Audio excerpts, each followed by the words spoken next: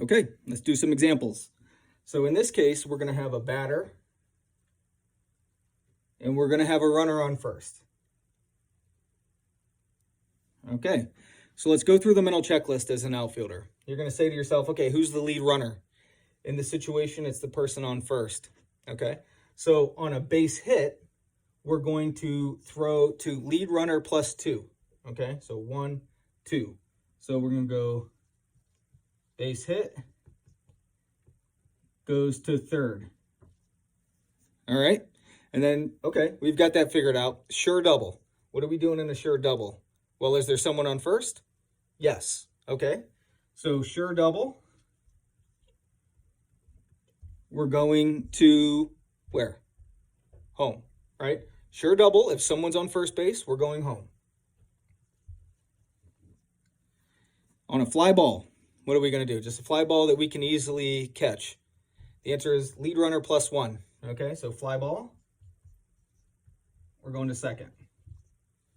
Okay, so in the time that we just figured that out, you've got probably 2 or 3 times that amount of time to be figuring this out as the balls return to the pitcher, as the umpire gets set, as the catcher gets set, and they get their signs.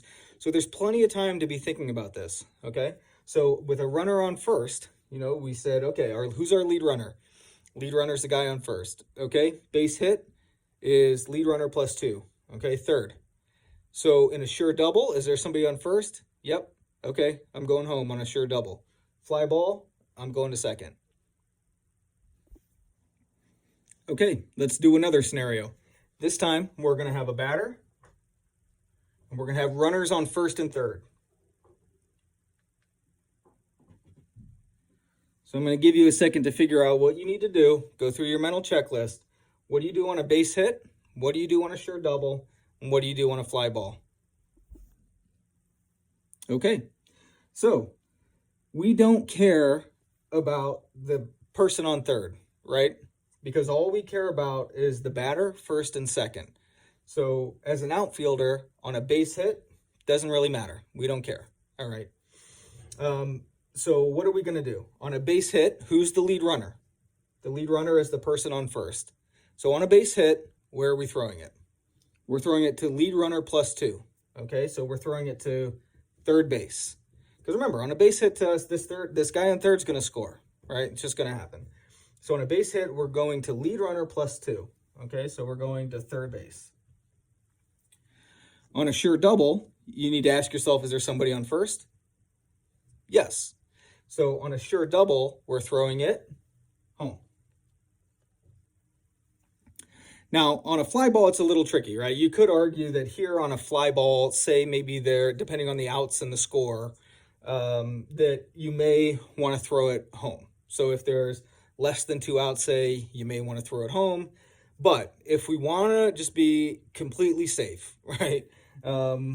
If we catch a fly ball right to us and throw it to second, you're at least minimizing the damage, right? Because the worst that's going to happen there is that run scores.